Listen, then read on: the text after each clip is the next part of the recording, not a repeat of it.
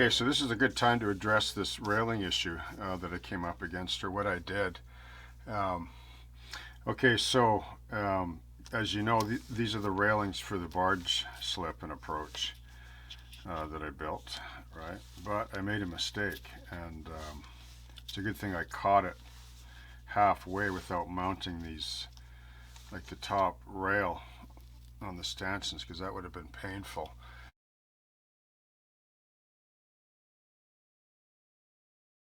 Anyway, but I built this smaller piece first, okay? And you'll notice the height difference. Yeah, that's right. I built these too tall, the stanchions. Let me just tell you this quick story. It's kind of funny because, anyway, I was working on this model. Actually, we were building 3 models of a space shuttle of all different sizes in a movie. It was back in the 90s. And, there's these railings on the space shuttle like this, similar, and they go along the edge of the bay. Right, so I was tasked to building them, and anyway, so I had to build them all out of brass because of the crew would go over top, like the film crew, and they'd get broken, so they had to be able to be, take some abuse. But anyway, so there was like 100 sheets of drawings for this model, like just the one model we were building, 100 sheets up in the art department, and we were waiting in the shop, and come on, give us the drawings, would you? And so the coordinator got so pissed. He was having a nervous breakdown with his crew sitting around doing nothing. So he just grabbed a piece of paper, what we would call like a napkin drawing, and he just took the photos we had of the shuttle, and he just sketched, with a pencil. Okay, build railings like this.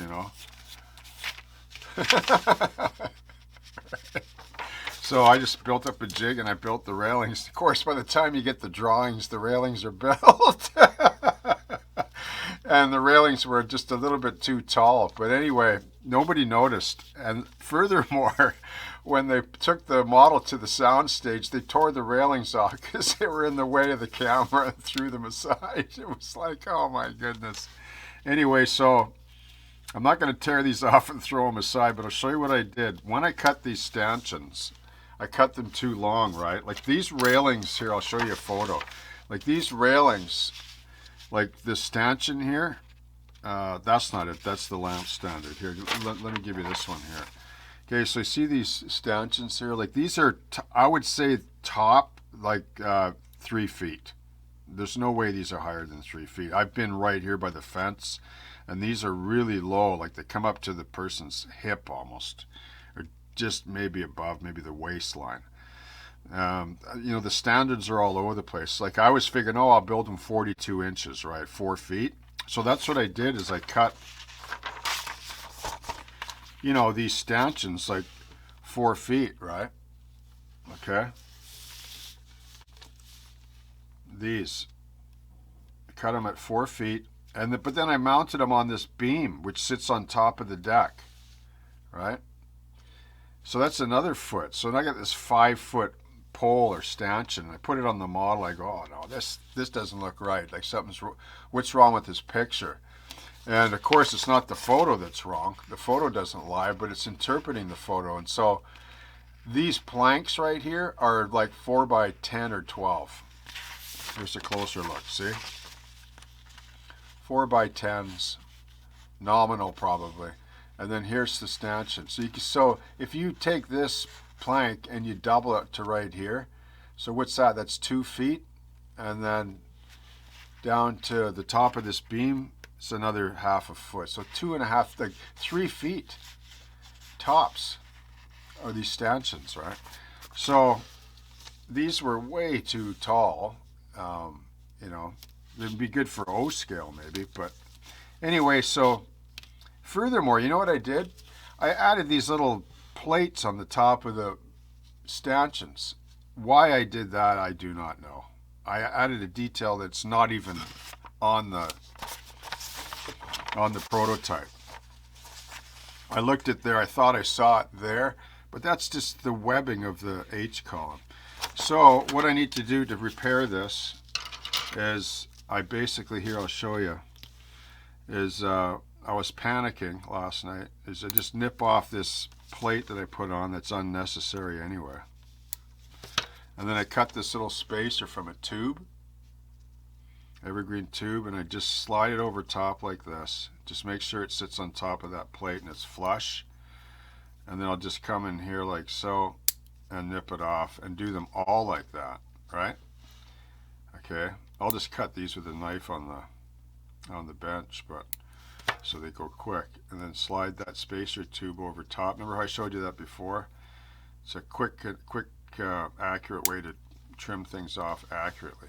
So that's what I'm going to do, and then I'm going to lay the rail on like that, and that will look more like that. Okay.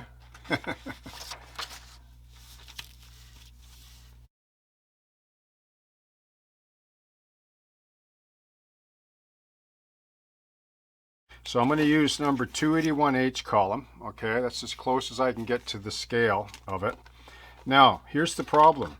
If I use a chopper, what will happen almost every time is you'll end up with H-columns like this. Right, they won't be square. By the time you push that down, the lever action is just too wonky. Like, you're never going to get a square cut. Like, you will with some material, but very doubtful when you do multiple cuts up against a backstop like this with a chopper. You're going to get angled cuts like this. You need square cuts. Okay, otherwise if you try to sand this out, you're going to end up with all your posts at different sizes. So we need a nice square cut so the column runs straight, upright, vertical like that. Okay, so what I do is I just jig it up so the whole piece is held tightly in place. This is just 4 pieces of scrap plastic that I spot CA'd down to my little jig here, which I'll pop later, no problem. So I got a little maple backstop here. So what I do is I just slide it in like that, okay? And this little slot in here is just wide enough for this blade. And it'll actually hold the blade exactly upright square when you push down. And then when you pull it out, they usually pop out right away when you pull the blade, but you can see there, okay? You get a nice square cut every time.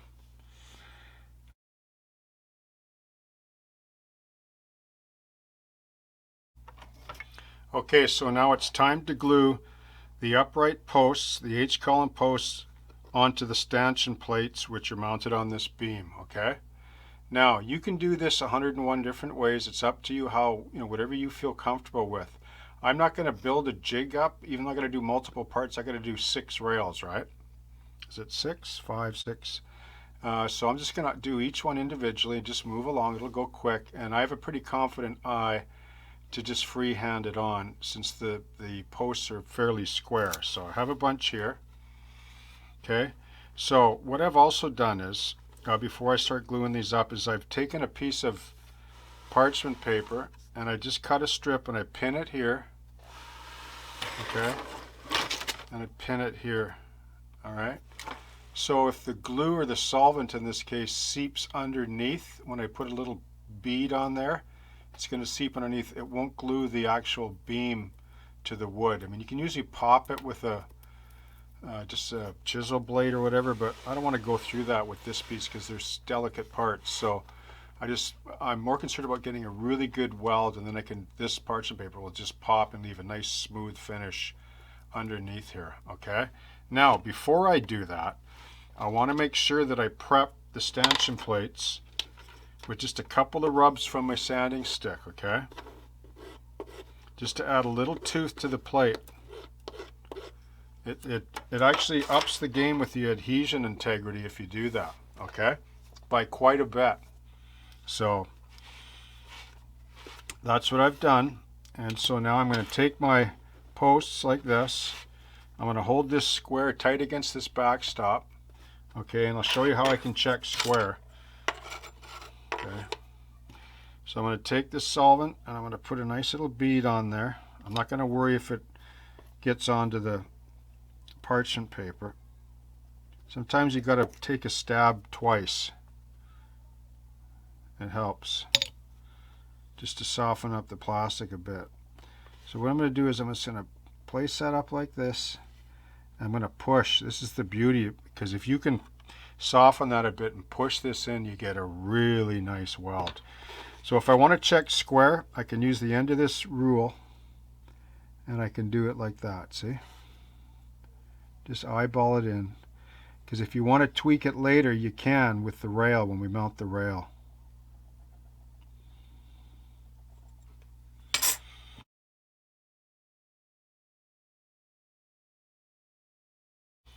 Okay, so here's just a quick look at the beam with the posts, and you can see they're quite strong. You can rock them back and forth. Little H-columns on there if they're glued nice. It's a nice thing about gluing them up against a backstop like that. You can actually push the post into the beam here. And then with the wax paper, if you get a little bit of a patch on the back, like sometimes if you flood the cement and you get a little bit of a patch, right, you can easily clean that up. A little bit of flash, from the cement, you can just clean that up with a knife easy. And then if you want to even re-scribe, if there was a bit of a flood of solvent that smoothed it out, you can just scrape it a couple of times just to clean it up. And just go over it and just check each post. Give them a wiggle, see that they're on good. And if they're not, just reapply some solvent. And once the beam, which I've been working on these here, the beams, been scribing these up. This is a 4x10. So this railing actually.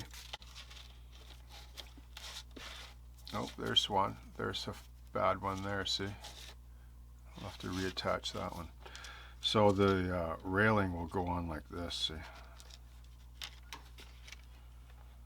And that'll glue really nice on the face of the H-column. That'll really toughen things up too. Because there's a good chance that these railings might, the cuff of your shirt or your hand reaching in might kiss this now and again. So it's important that these are strong.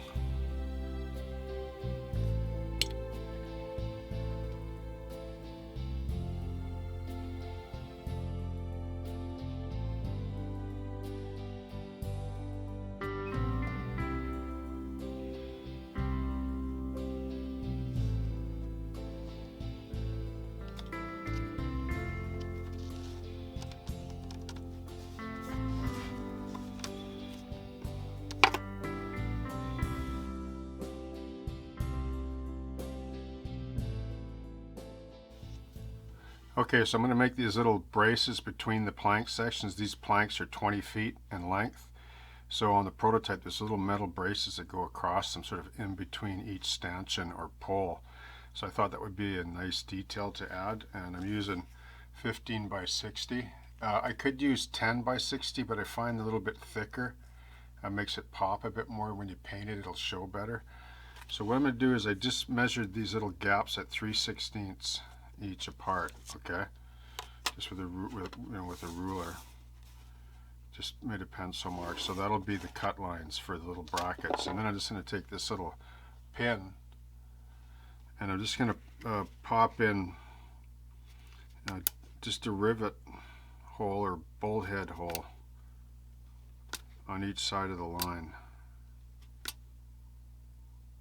Like that. It's real easy to do this. You can pump them out super fast as well. And if some don't meet your satisfaction, that's okay. Throw them in the scrap box, right? So once I get that done, then I just come along with my number 18 blade and cut them. Okay? And then what I'm going to do is I'm going to flip them over so the rivet head sticks up, and then I'm going to add just a little bead of glue there. And if the hole goes all the way through the plate, it's great because the glue will actually squeeze out through the hole a bit and leave it more of a little bit of a mushroomy head. And even if these aren't straight, it doesn't matter because they're not exactly straight on the prototype either.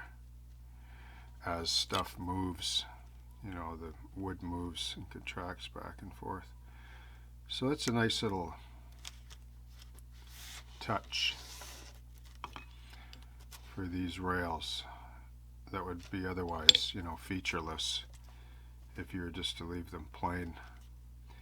And once again, this is HO scale, so O scale, you just up these dimensions a little bit and they'll stand out even more, okay?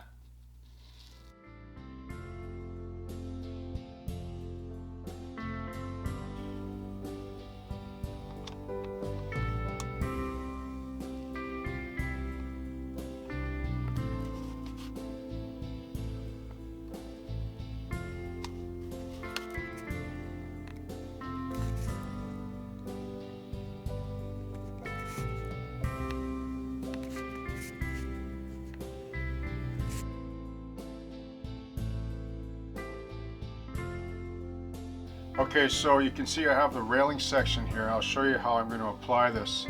So I have this tape.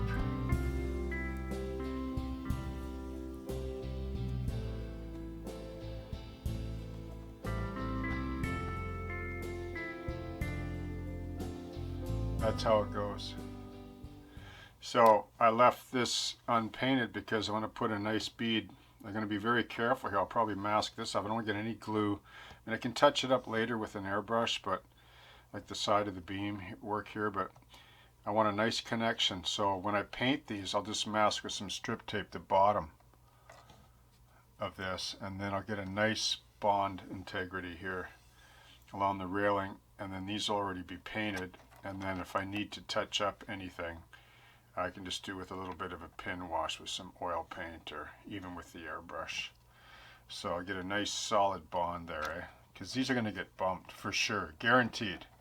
Reaching in, stuff like that, like they're going to get bumped, but they're pretty tough though. Like once that top railing is on, they're really tough. You know, welded plastic, right? Like don't underestimate welded plastic and the ability to render it into wood. The longevity, my goodness, you know. Anyway,